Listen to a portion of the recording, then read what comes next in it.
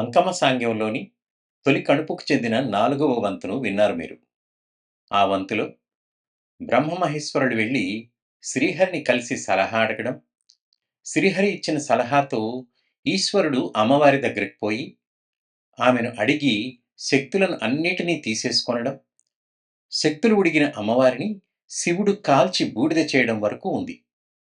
ఇక ఈ 5వ వంతులోనికి పోదాం పదండి. శ్రీహరి మాటతో అమ్మవారి బూడిద కుప్పను 3 పాళ్లుగా చేసి మహామంత్రాన్ని జపించినాడు శివుడు. ఆ 3 పాళ్ల నుండి 3 ముదితలు వెలువడి ముమ్మూర్తుల ముందు నిలబడినారు. అపవిత్ర పవిత్రోవనానావస్థాంగతోపవే స్మృతిపుండరేకాక్షం సభాహ్యభ్యంతర శుచి అన్నాడు. ఆ మంత్రాన్ని చదివి ఈ నీళ్ళని ప్రోక్షించేసరికి ఆ 3 కుప్పలు 3 వనితలుగా 3 కుప్పలు 3 ముదితలుగా మారి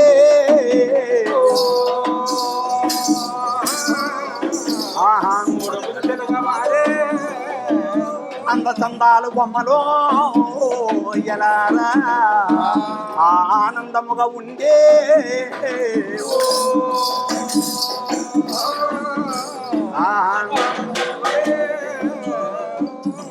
ఆ ముదితలకు లక్ష్మి, సరస్వతి, పార్వతి అనే పేర్లను పెట్టి వారిని ముమ్మూర్తులు పెళ్లి చేసుకుని వారి వారి లోకాలకు పయనమైనారు.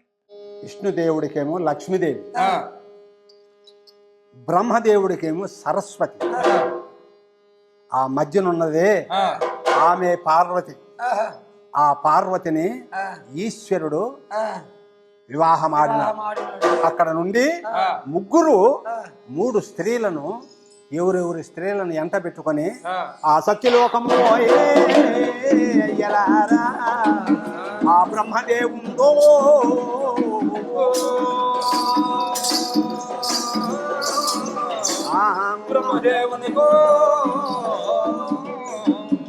వారు పోయేటప్పుడు ఒక విడ్డూరం జరిగింది.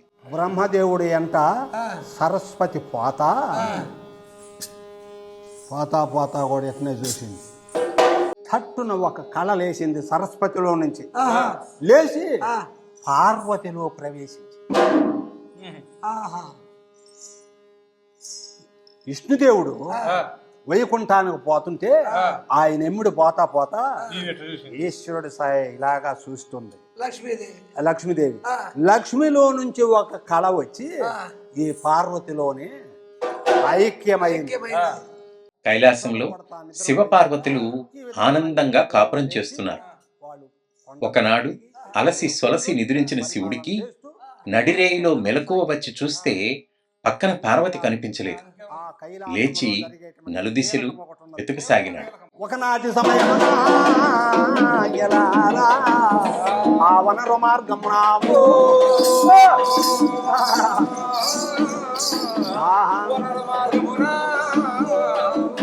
ఆ కైలాసపతి ఎప్పుడో ఎలారా నిద్ర నుండి కలమేలుకోను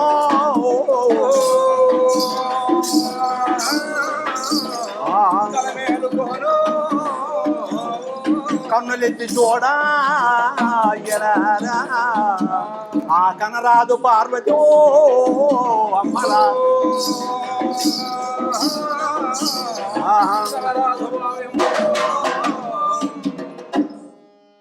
తట్టున పొన్నుకొని చూసినాడు.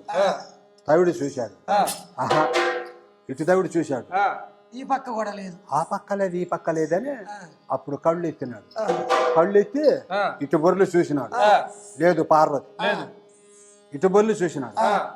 లేదు పార్వతి.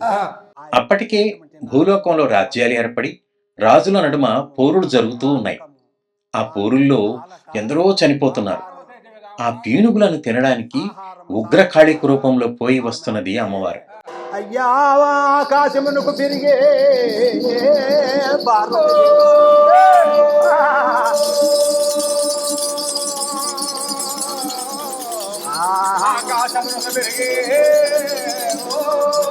అయ్యా ఆకాశమునకు పెరిగే యోజనము ఎత్తున ఇంకా పెరుగుతున్నది నాయనా. పెనుగల ఆ శక్తే పిగ్గు అని తెలుసు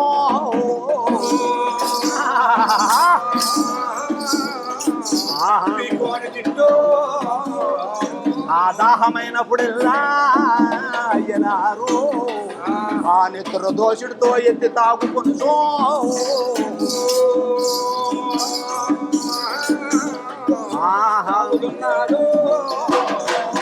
కొవ్వుల మాంసములో ఎలారా ఆ పల్లగా భోంచేసో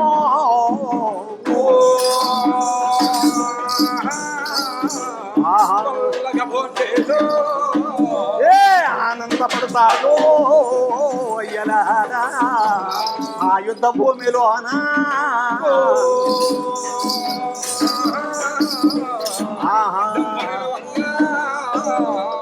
ఊరు కళ్ళానికి పోయి పీనుగులను తిని పుర్రెల మాలను మెడలో వేసుకుని చేతుల మాలను నడుముకు చుట్టుకుని ఒగ్గాళపు రూపుతో కైలాసానికి తిరిగి వస్తున్న అమ్మవారిని చూసి భూతము రాక్షసు అని శివుడు వెరగుపడి త్రిశూలాన్ని చేతపట్టి ఎదురేగి అమ్మవారిని అదిలించినాడు. పుర్రెలనన్నిటినీ పోగుబడవేసి ఆ పుర్రెలను ఒకదానికి నరుల నరముల బీకి ఆ నరాలతో మాలగా గుట్టి మనసుదేరా మెడనేసుకొని ఆ రాజుల హస్తములో ఎలానా ఆ రణరంగా విరిచే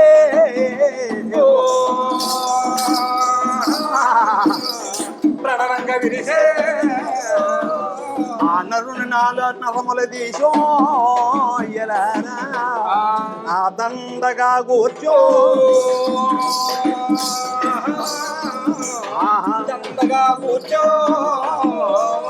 అయ్యా హస్తములనన్నిటినో అమ్మలారా మన మొలను చుట్టుకోరు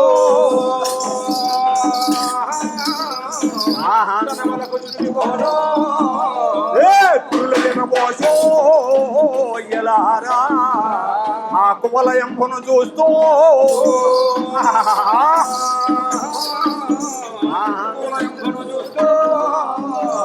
ఆ నాలుగు బార పొడుగునా ఎలారా అది నాలుగును చూచో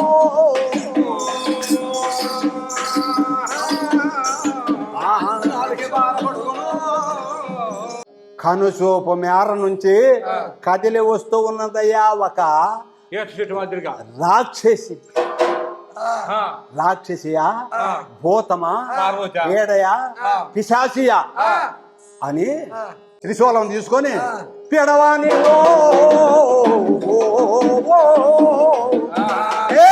పిశాచివాణి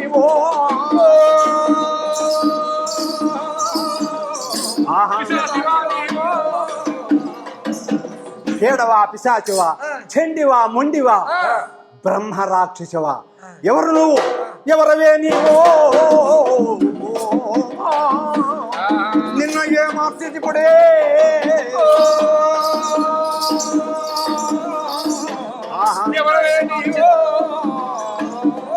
నా దాకా రంగులు చేస్తాడు అయ్య భేకరంతులు చేస్తూ ఉన్నాడు